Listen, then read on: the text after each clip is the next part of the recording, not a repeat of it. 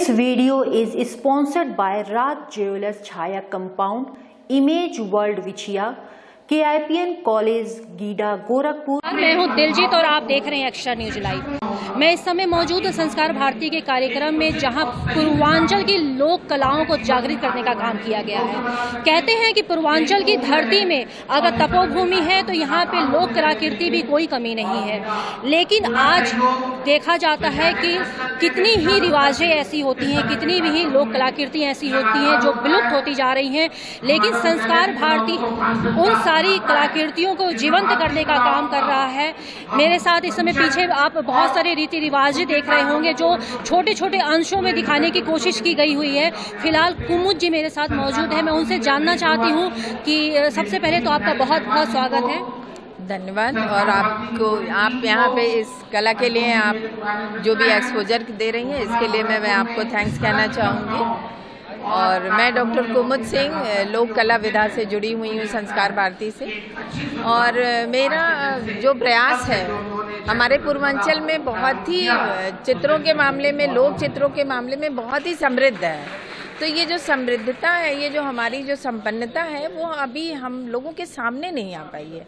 तो मेरा ये प्रयास है कि हमारे जितने भी लोक कलाकार हैं या उनके जो संस्कार हैं, जो रीति रिवाज हैं और उनमें जो लोक चित्र बनते हैं, उसके बारे में लोग जाने, उसके भाव के बारे में भी जाने। सिर्फ ये नहीं कि वो आकृतियों के बारे में जाने, वो आकृतियाँ क्यों बनाई जाती हैं, कब बनाई जाती हैं और कैसे बनाई जाती हैं, उसका क्या हमारे जीवन में महत्व है।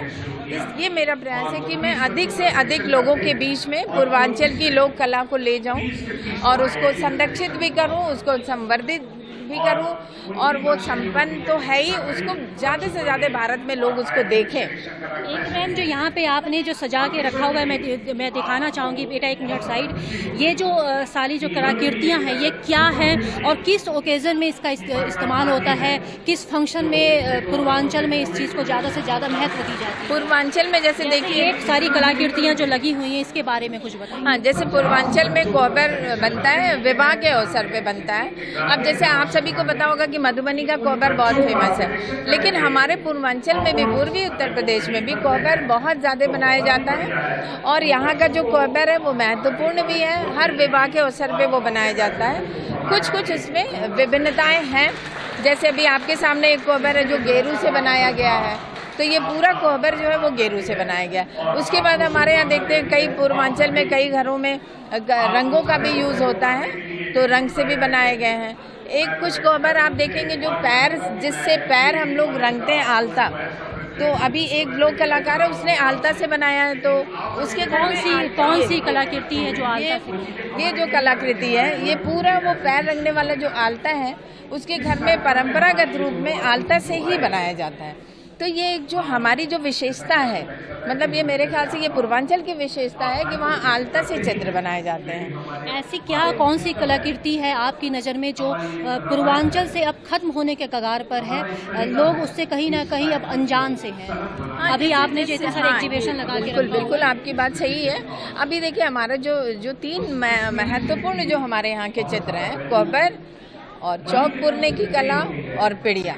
तो जैसा आप देखते होंगे कि अभी हम लोग हर अवसर पर रंगोली बनाते हैं। तो रंगोली और पिड़िया कौन सी कलाकृति है? कोबर वो विवाह के अवसर पे जो बनाया जाता है चित्र। जी, यहाँ बहुत सारे ये कोबर के चित्र हैं, ये है बहुत सारे चित्र जो है वो ज़्यादातर कोबर के हैं। ये जो हरे रंग का चित्र आप देख रही हैं, ये पिड़िया का चित्र है, जो गोधन पूजा के बाद जब पिड़िया लगाया जाता है और जब गोबर से उसको छुड़ाने के बाद ये आकृति वहाँ पे बनाई जाती है।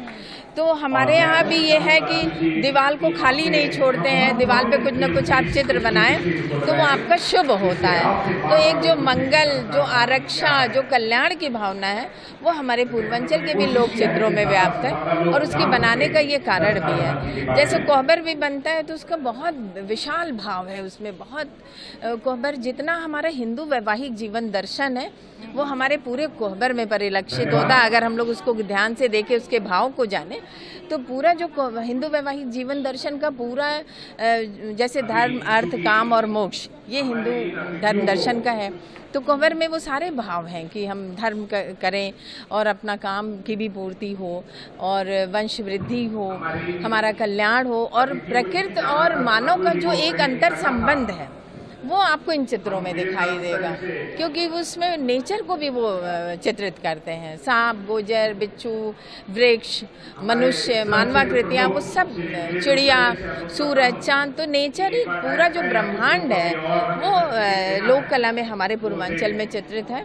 तो उसका एक बहुत ही भाव भी बहुत उसका भावपूर्ण है। तो हमें ये मेरा ये प्रयास है कि मैं अधिक से अधिक लोगों के बीच में न केवल चित्रों को ले जाऊं बल्कि उन भाव को भी लोगों को बताऊं। जैसे अभी हम लोग स्वस्तिक और ओम के बारे में जानते हैं, हम लोग कहीं भी स्वस्तिक और ओम बना देते हैं कि हमारा कल्याण होगा। तो अगर हम कोहबर के भी उस कल्याण के भाव को जाने, पिड़िया के भी कल्याण के भाव को जानेंगे तो हम अधिक से अधिक उसको सृजित करेंगे। तो मेरा यही प्रयास है कि जो भी ये चीज़ें विलुप्त हो रही हैं ये फिर नए सिरे से नव सृजित हो।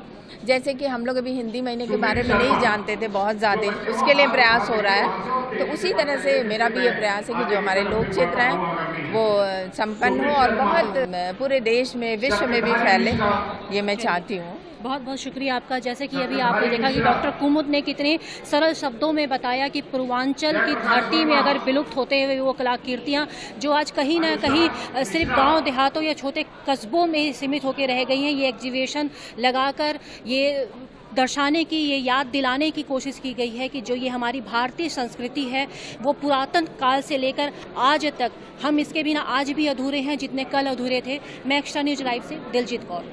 पूर्वांचल में क्वालिटी एजुकेशन और एक्सीलेंट प्लेसमेंट के लिए अनेकों राष्ट्रीय और अंतर्राष्ट्रीय पुरस्कारों से सम्मानित KIPM GIDA Gorakhpur. Admissions open for B.Tech, B.Pharma, M.Pharma, MBA and polytechnic. जब गोरखपुर में KIPM है तो कहीं और क्यों जाना। KIPM गीडा गोरखपुर।